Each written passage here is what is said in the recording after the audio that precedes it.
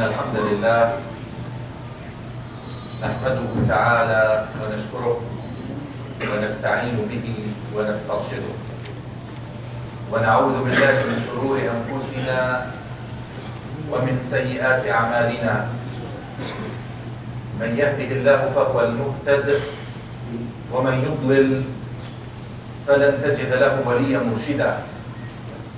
وأشهد أن لا إله إلا الله وحده لا شريك له أرسل رسوله بالهدى ودين الحق ليظهره على الدين كله ولو كره المشركون. اللهم صل وسلم وبارك على سيدنا ونبينا وحبيبنا وقائدنا ومرشدنا وحجتنا وشفيعنا محمد وعلى آله الطيبين الطاهرين وصحبه أجمعين ومن تبعهم بإحسان إلى يوم الدين. أما بعد، فإن أصدق الحديث كلام الله، وخير الهدي هدي محمد رسول الله صلى الله عليه وسلم، وشر الأمور محدثاتها، وكل محدثة بدعة، وكل بدعة ضلالة، وفي رواية وكل ضلالة في النار.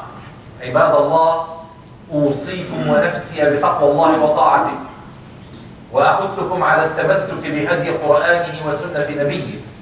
فقد قال الله جل من قائل: أعوذ بالله من الشيطان الرجيم، بسم الله الرحمن الرحيم، يا أيها الذين آمنوا اتقوا الله حق تقاته ولا تموتن إلا وأنتم مسلمون. يا أيها الناس اتقوا ربكم الذي خلقكم من نفس واحدة وخلق منها زوجها وبث منهما رجالا كثيرا ونساء واتقوا الله الذي تساءلون به والأرحام إن الله كان عليكم رقيبا. يا أيها الذين آمنوا اتقوا الله وقولوا قولا سديدا يصلح لكم أعمالكم ويغفر لكم ذنوبكم ومن يطع الله ورسوله فقد فاز فوزا عظيما. صدق الله العظيم. إخوتي أخواتي في الله، أحد الأصدقاء سألني سؤالا قد يبدو للوهلة الأولى بأنه سؤال سهل، ولكن الجواب عليه بالغ الصعوبة، بل إنه بالغ الخطورة، حيث أننا كمسلمين نعيش هذه الحرب الضروس داخل بيوتنا وفي مجتمعاتنا الصغيرة، حتى بتنا لا نستطيع أن نوزع اهتماماتنا بين الحروب الكبيرة وبين الحروب الصغيرة، ولا أعني الكبيرة بأنها كبيرة الأهمية، لأن الحروب الصغيرة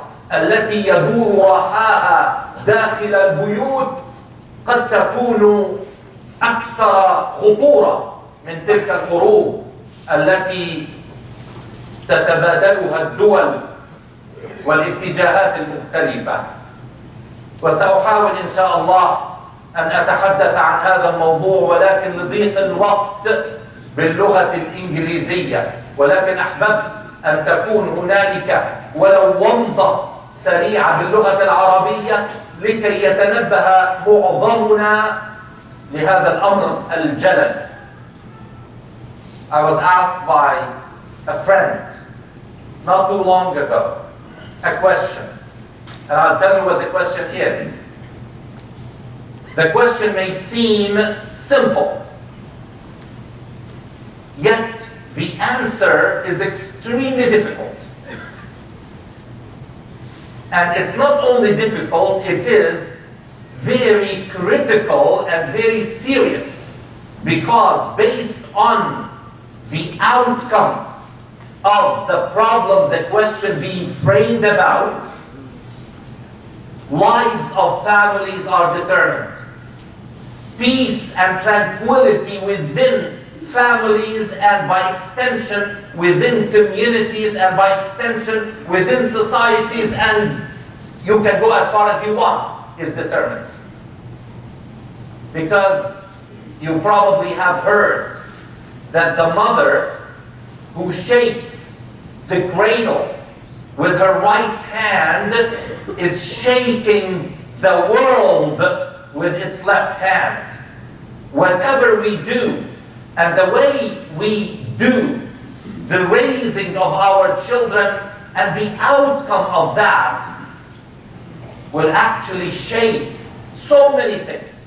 And I will come in a few minutes to a hadith of Rasulullah that actually says exactly that. And unfortunately, and I say unfortunately, and I'll tell you why I say unfortunately, the hadith is very well known. You're surprised that I said unfortunately? The hadith is very well known. In a few minutes you will know why I'm saying unfortunately. Because, so that you don't start to have strange ideas, I'll tell you, when something so important is very well known, yet very little followed, then you have to say unfortunately. Now, the question is, simply put, if the relationship between parents and children breaks down, and the children, in the opinion of the parents, very clearly chose a pathway that angers Allah and His Messenger, to what extent such an outcome chosen by the children determines the responsibility of the parents. This is the question. Relationship breaks down, children choose to do something that is clearly contrary to what Allah subhanahu wa ta'ala dictates. Now, should the parents feel guilty and stop at that? Should the parents feel responsible for such an account? Or is it the fault of the kids? This is a very important question. And actually, I would not have responded through a khutbah, and I said to my friend, I'm going to deal with this in a khutbah. I did not answer him. I said, watch for this in my next khutbah. Had it not been a common problem, I would not have discussed it here and wasted your time. And here I would like to draw the attention of each one, even those who are not married yet. Because they may say, this is not my problem, why should I listen to this? Time flies so quickly. And I'll tell you something. Now, even those who are recently married and their kids are still in their diapers, they have to pay attention before it is too late. And I've spoken about this from different angles. And you probably might not have heard about such a problem of communication breakdown between children and their parents. But when it comes to a few people in the community who receives calls calling for help, then the picture becomes clearer collectively than it is to you as an individual. And I want to assure you that we do have a problem. The problem is pointing in the direction that we are now going through a period where my parents, the early immigrants to this country, never thought that it would come. Now, we, the children of our parents, got married in this country, had our children in this country. Our children are seeing a lifestyle different than the lifestyle we lived back home, and now that conflict is starting to show its ugly head. And we cannot anymore just lean back on how our parents dealt with our problems. and say, this is what we are going to do. Because it will not work. Actually, I'm not going to say it will not, because will may imply it's something for the future. It is not working. It is not. I'm saying in the present. There are so many problems, brothers and sisters. So many kids are leaving home. So many kids are marrying outside of Islam. And their parents are not even invited to the wedding. So many problems between children. And this is something, as I was saying it, I remembered something I heard 3 days ago. 3 days ago. One of the Syrian families that came before the wave of the government sponsorship arrived actually last August in Canada. Now, their eldest son, who has been here a few months actually, 4.5 months. He left home, he's on drugs, he's living with a girl, and he is refusing to speak to his parents. Now, we heard also what happened in Germany, and I'm not going to repeat this, but I'm glad that our community is taking the cultural adjustment of a newcomer very seriously, because you cannot just bring a family, dump the members there in a strange environment and say, go and live in peace. Peace is not the absence of weaponry and machine guns. Peace is to be able to find the proper environment to raise a family and live together, husband, wife, and children. We are actually facing real challenge when all the Syrian families will arrive in Canada, and in London we are receiving many of them. It is our responsibility to help to phase in a new lifestyle so that their children will not end up like this young man, 21 years old, who is refusing to speak to his parents and who has actually already put rings in his ears, and he had gone on drugs, and he is living with a girl outside of wedlock. Now back to the question of my friend. Where does our responsibility start and where does it end? Now this is a real problem. We have children. We are responsible towards them. We are a community.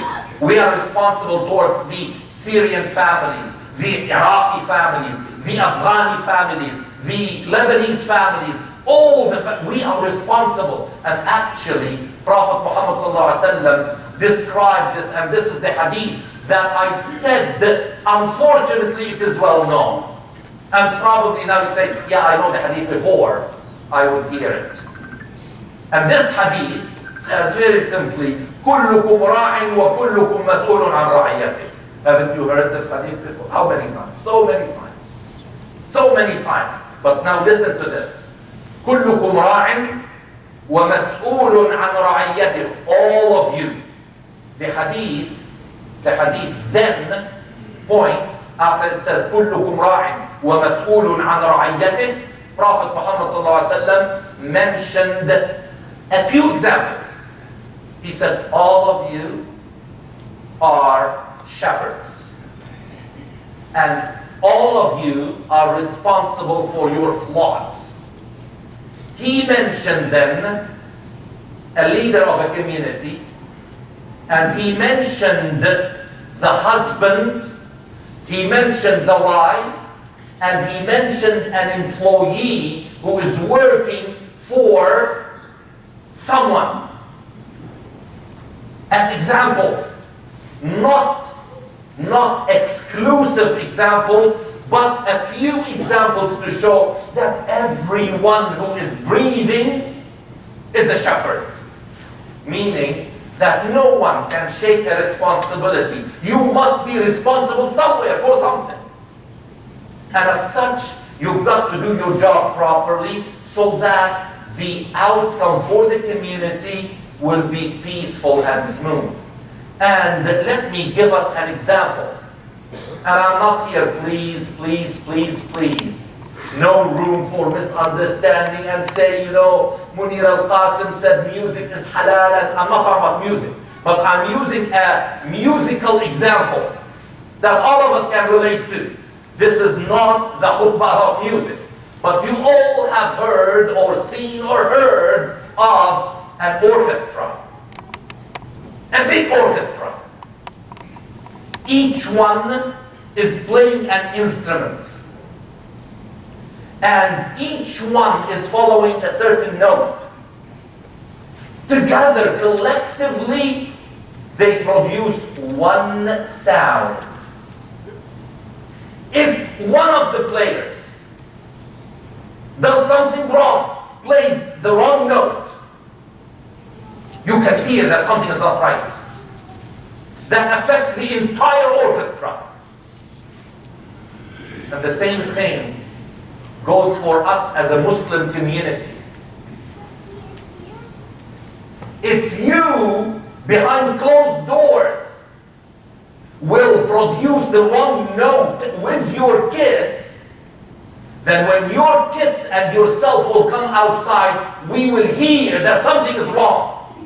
Because that wrong note behind closed doors would affect all of us, if not sooner than later. And this is why we cannot take our responsibility lightly, brothers and sisters. These things are happening. And I don't want to use examples as I usually do, because I'm afraid the examples I have may make certain people who are present uncomfortable. But I'm saying that these problems are becoming so real. I shouldn't say are becoming, they have become so real. And we've got to understand now the answer to the question, if I raised him to be 21 years of age, and then he shut the door and he left and he started to take on drugs and to live with somebody and to do all kinds of things. Am I to be responsible for that? Is it, will Allah subhanahu wa ta'ala on the day of judgment say, you had produced that? Now, let me quickly try to give an answer. You know the story of Prophet Nuh alayhi salam. Prophet Nuh alayhi salam, a prophet. He did his very best. He raised all his children the same way. One of them chose not to believe in Allah subhanahu wa ta'ala. And then Allah subhanahu wa ta'ala passed his verdict. He said, look at the human instinct. Despite all that Nuh saw, and despite what his son did, he said, Ya Allah, please, this is my son. Can you please just for me, because he's my son. Allah subhanahu wa ta'ala said, there are no favors in this. He takes the full responsibility. You did your job. You did not belittle your responsibility, but he chose, after he reached the age of majority, he chose this lifestyle, then it is his problem. You are out. Yet, had Nuh's son stayed with him, Nuh's responsibility does not stop when his son reaches the age of majority. Because Nuh, the father, has to always keep on reminding, بِالَّتِي هِيَ أَحْسَنُ. And the same thing goes for us, brothers and sisters. We've got to start raising our children when they still cannot understand what we are saying to them.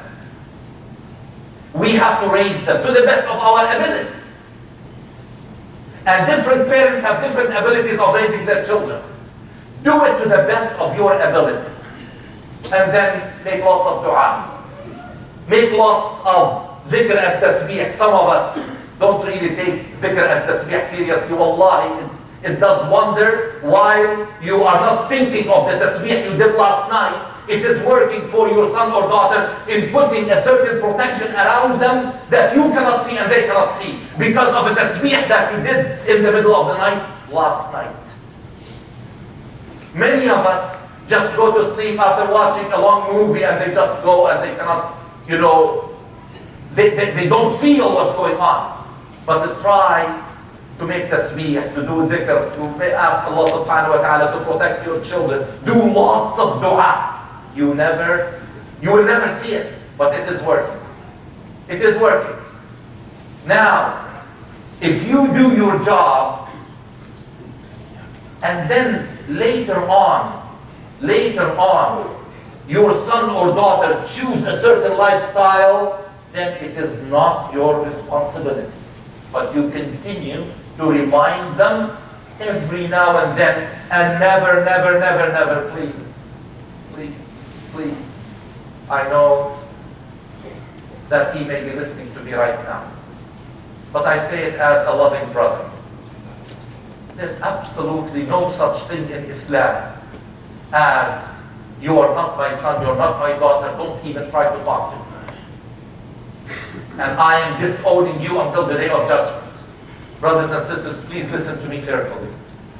Such a thing is not Islamic. You may be praying, you may be fasting, but if you do this to your son or daughter because they did something wrong, you cannot tell them, I'm disowning you until the day of judgment, because this is breaking the blood relationship. And Allah subhanahu wa ta'ala says this is absolutely unacceptable. Please listen to this. Your son is your son until the day of judgment. And after that even. Please don't ever do that.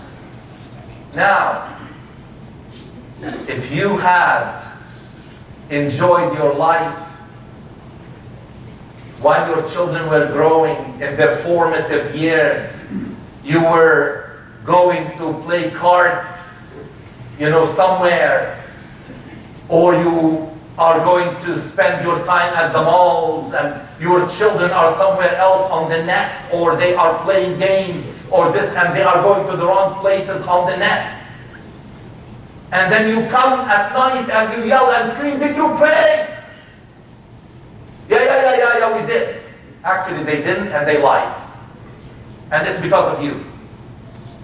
Because you are not spending the time with them. You do not expect, as a truck driver, to put your truck on auto drive and then play on your iPhone while the 18-wheeler is going on the highway at a certain speed. You can't do that. It's not a plane. It's a truck. And your children, our children are the same way. Our children are moving, by the way, at a very fast speed. We cannot just put them on auto parenting. Then if you've done that, guess what? You know what will my answer be to my friend?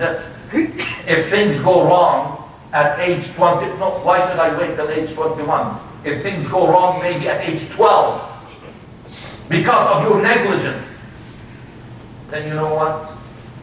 Your responsibility will stay until the day of judgment because of what you've done. Because the hadith is very clear.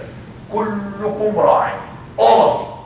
وكلكم مسؤول عن رعيته. You will be questioned by Allah subhanahu wa ta'ala. And guess what? Before I sit for the second khutbah, guess what? You know this hadith is one of the, by the way, something about hadith. Don't think that the hadith is something that Rasulullah sallallahu alaihi wasallam says once and he will never say it again. There are a few hadith that are narrated by different people who heard the same thing repeated in a different setting by Rasulullah sallallahu alaihi wasallam. So that's why in the science of hadith we find that the same hadith is narrated by this person and by that person and by that person. How come? It's because either they were sitting together and they went and told their friends or whatever, or they heard it repeated again because of its importance. And one such hadith is كلكم راع ومسؤول عن رعيته. You know who narrated this hadith? All of these people, Abdullah ibn Umar ibn Khattab, Abdullah ibn Amr ibn al-As, Aisha, may Allah be pleased with her, Anas bin Malik, Abu Lubaba ibn Abd al-Munzir, Abu Sa'id al-Khudri. All of those people that are icons of companionship of Rasulullah ﷺ narrated the same thing, and actually they not only narrated in just paraphrased it word for word.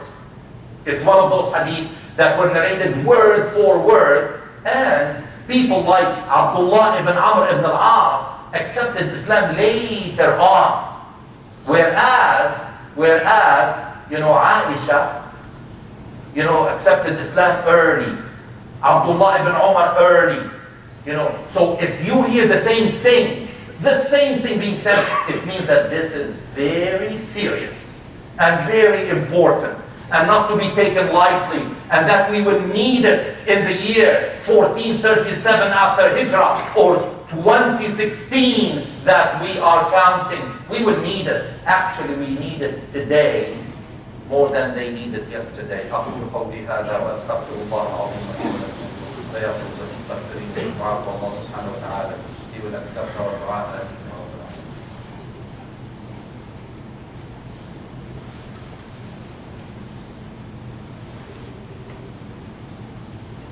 الحمد لله وأشهد أن لا إله إلا الله والصلاة والسلام على رسول الله وعلى آله وصحبه ومن والاه. رب اشرح لي صدري ويسر لي أمري واحلل عقدة من لساني يفقهوا قولي. Brothers and sisters, first, so that I don't forget, our Syrian brothers and sisters are here. Many of them are already here. We have many families. And you know what? When it says كلكم راع ومسؤول عن رعيته, we are not to do them a favor. Them is us. We arrived earlier than they did, so we are responsible without a favor. If you are sitting home with a car, run, because you will be asked that someone needed to go to emergency and they didn't know how to do it in Canada, in London, Ontario, while you were sitting watching The Price is Right. Brothers and sisters, this is our responsibility. You cannot say, I'm retired now, I'm responsible for nobody. Yes, you are. You are. And you've got, as long as you have energy to do something, you are responsible for something. It's just that you have to go and ask, where is it? Where can I find it? How can I do it? And already, our brother Hassan mentioned some of the things that we should be doing. So please, let us now, even you have time, bring a few of those families. If you think without emotional innuendos, you can advise those families on certain aspects of Canadian life, bring them, invite them for dinner and talk to them. If you think you can help them to understand that in Canada you cannot discipline your children in a certain way that was common back home, tell them before the police will knock on their door. Tell them, here things are open. If you can help them through certain examples, do that. But don't sit home. Now, as for your children, if your children are still in diapers, you are fortunate that you can still do it right, inshallah. You don't know how to do it? Ask. فَاسْأَلُوا أَهْلَ الذِّكْرِ إِن كُنتُمْ لَا تَعْلَمُونَ. Ask how it is being done. If your children already had broken, don't break blood relationship with them. Bring them to your fold and try again. And do it the Islamic way. You know what? Islam is all about not to let our hawa being in control of us. Because Allah subhanahu wa ta'ala warns us that if we will partake our emotions and our desires as our control, then we are losers. And unfortunately, many things we do as Muslims, We do them because we feel like it. We feel like it. You tell somebody about Islam, the Quran says, brother, we find a trillion excuses to justify what we are doing according to our hawa. This is another story. So please, if you've done, and you know that you've done everything, and by the way, so that I don't get misunderstood, it's such a complicated issue. Doing it the right way does not mean that since your children were young, you put them in a circle and you yelled at them every day and told them off, and if they... This is not the right way, by the way. This is not the right way. The right way is to let your children love to listen to your guidance. But if your children hate the moment you enter home, you're not doing it the right way. You're not doing it the right way. So let us come. And again, I want to invite you for the 10th time. I am giving a halaqa every Tuesday at 7 o'clock at Mac Center about the thematic understanding of the Quran. Until now only 100 people are attending. And actually, we would love to move it from the limited space at Mac to the Islamic Center or to the London Muslim, because there's no division in our community. Between Mac and the mosque and the center, this is a Muslim community. But I invite you, please come out on Tuesday. Bring your youth. Let them understand. Last week, it was about, istikhlaf, about responsibility, about how we should do things. But only 100 people were in presence. And I invite you again, please, before it is too late. Before Allah subhanahu wa ta'ala will say, you had chances, but you blew those chances away. اللهم صل على محمد وعلى آل محمد كما صليت على إبراهيم وعلى آل إبراهيم وبارك على محمد وعلى آل محمد كما باركت على إبراهيم وعلى آل إبراهيم في العالمين إنك حميد مجيد. اللهم اغفر لنا ذنوبنا وخطايانا وإسرافنا في أمرنا وكفر عنا سيئاتنا. اللهم أرنا الحق حقا وارزقنا اتباعه وأرنا الباطل باطلا وارزقنا اجتنابه. اللهم علمنا من ديننا ما جهلنا وذكرنا منه ما نسينا وكن معنا ولا تكن علينا. عباد الله، إن الله يأمر بالعدل والإحسان وإيتاء ذي القربى وينهى عن الفحشاء والمنكر والبغي يعظكم لعلكم تذكرون. اذكروا الله العظيم يذكركم وادعوه يستجب لكم ولذكر الله أكبر والله يعلم ما تصنعون وأقيموا الصلاة. الله أكبر الله أكبر.